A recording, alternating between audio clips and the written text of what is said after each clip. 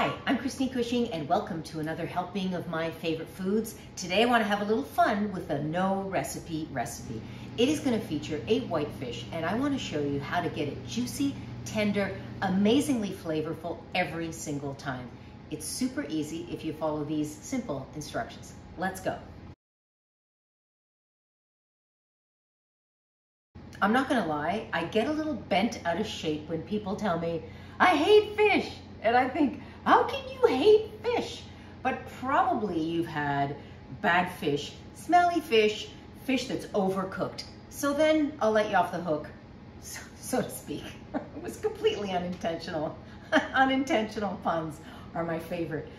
So I want to show you what to do to get this beautiful fish that's actually super easy to execute. And what I'm going to start with is a little vegetable medley, let's call it, or a roasted vegetable, and that's going to start cooking before I actually start working on my fish. So let me introduce you to a little fennel if you haven't tried it. Again, when I say this is a no recipe, I'm talking about you can use any kind of veggies you have, but fennel and fish are really good friends. Okay, enough of that. I'm just messing with you at this point. So I'm going to slice some fennel. So I've just removed the outer leaves and I'm just going to cut it in half. Love fennel. And you see this thick core in the center? I'm going to take each half and cut it in half. And then I just like to remove that sort of really woody stem because that's pretty tough even when you cook it. And I'm using about a half a bulb for 2 pieces of fish here. And I'm just thinly slicing it. And you just get this beautiful aroma. It's a slight bit of licorice, but don't be afraid. It's not like licoricey licorice. And then I'm putting it into just a very small baking dish here. Your baking dish size is really important. And I've got a couple of shallots here that I'm thinly slicing. To this, I'm going to add some beautiful grape tomatoes that are cut in half. That's going to add a nice burst, fresh, a little bit of acidity and a touch of sweetness. And then fresh herbs. Again, I'm going with some thyme, which I love. I love thyme with fish. And then I'm going to do a combo, maybe a little bit of dill also. And I'm just breaking it by hand. You don't have to be too fussy here. But you can see already this beautiful medley coming together. Seasoning in layers, a little bit of sea salt here. My oven is preheating at 375. Got a fan setting. Gonna do a little cracked black also. And the key here is to really cook this down so you get almost a pre-sauce before you add the fish. Nice little slathering of extra virgin olive oil.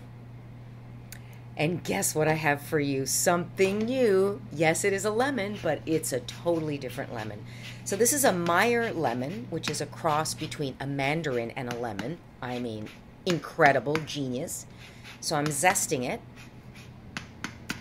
And now not only do you get the beautiful tangy notes of a traditional lemon, but you also get a hint of sweetness. And the pith, or that skin, is a little bit thinner. Look at that.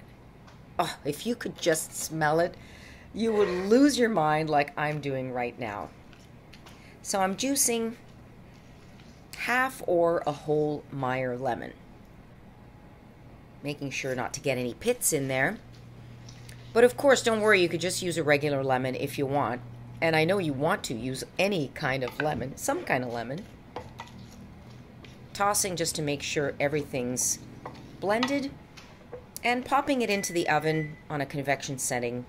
It might take up to 20 minutes, but really it depends how firm your fennel or whatever veggie you're going to use. So now while the veggies are doing their thing and roasting, let's talk about the fish. And how do we start that fish off? So look at this baby. I mean, if I do this, it should smell of the sea. If I need to really hold my nose when I put this close to it, that means this is an old piece of fish. So you want to have a fish that smells fresh, like the sea. Yes, it's going to smell like fish, but it shouldn't be stinky, right? Cool. Now I'm going to get my pan heated and we're going to start the first step in the pan roasting process. A little bit of olive oil. I like to oil the fish instead of the pan. It's something I do often if you've seen some of my other videos. And the reason for this is you reduce both the amount of smoke and also the temperature that your oil is smoking at. So it's just such a great technique to use. You want to get the right heat level in your pan though. So a little seasoning on both sides. I want to make sure that I do that. And I'm checking the temperature of my pan. You can see that. A little cracked black.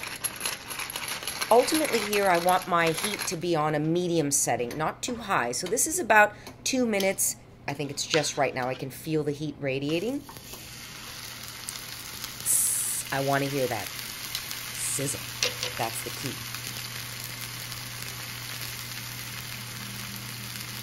And this is going to take roughly 2 minutes aside. Look at that. And you want to avoid moving it at all costs until that protein has set. Otherwise, it's going to tear and stick. So I know that I can move it now. Just a little golden, not super, super dark, and I don't want to get a tough crust on the outside. Repeat on the other side, roughly 2 minutes aside, again, depending on your pan and heat and all those things.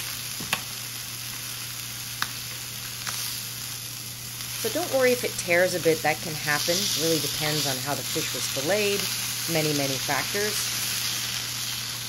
You can see how delicate it is, but this is looking perfect. Turning my heat off.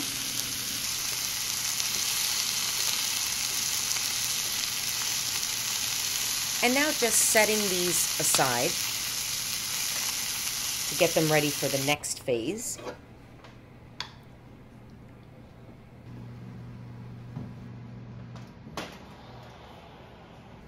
Let's check the veggies. Yeah, they're looking great. This is about 20 minutes, but really you want to check to make sure that fennel or whatever vegetable you have is tender. Now I'm adding a little dry vermouth. You could also deglaze the pan, pick up all those juices. This is going to add a little acidity, a little brightness to the sauce. Putting it right back in, nestling it in. Not squishing, just nestling. Creating some space.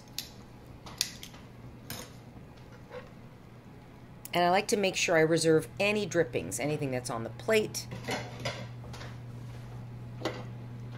anything that's in the pan. This is all flavor. You don't want to pitch that at all. And I like to add a little more of the fresh herbs at this point. I'm sticking with dill, so let's keep on that theme.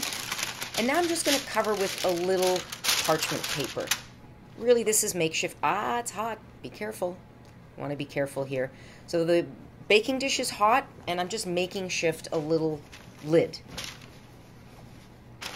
But I don't want to have it fully enclosed. So you could just put a lid on this, or a pan, just leave it a little askew so some of the steam escapes.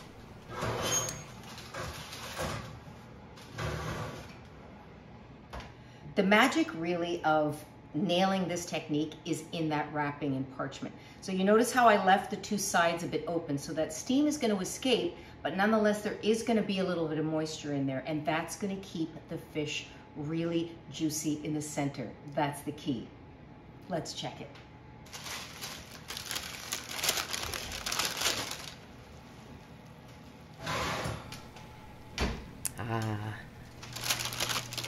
Look at that.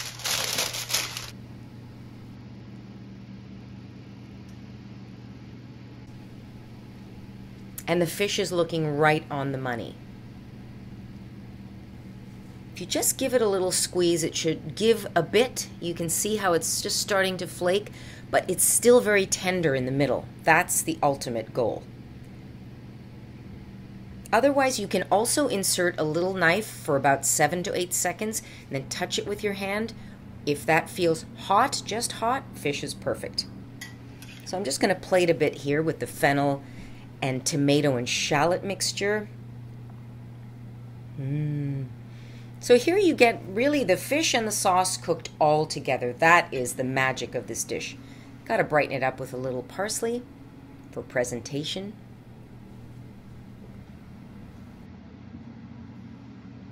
Who wants to taste? I've been wanting to taste. I just wanted to let it cool down. So what am I smelling? Again, all those aromas, the citrus notes, and this fish, the halibut, perfectly cooked, so juicy. Clean flavors.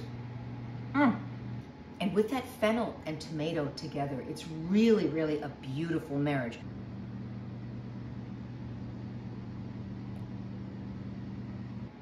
Once you try this technique, it's gonna blow your mind and you're gonna think, did this come out of a restaurant or did I just make this? It's that good. Simplicity. Feels like the Mediterranean on the plate. And actually what's so cool about it is I'm using a fish that's not from the Mediterranean. So you have to adapt to the fish you have in your region and just adapt the techniques, use the ingredients, and it'll all come together like magic.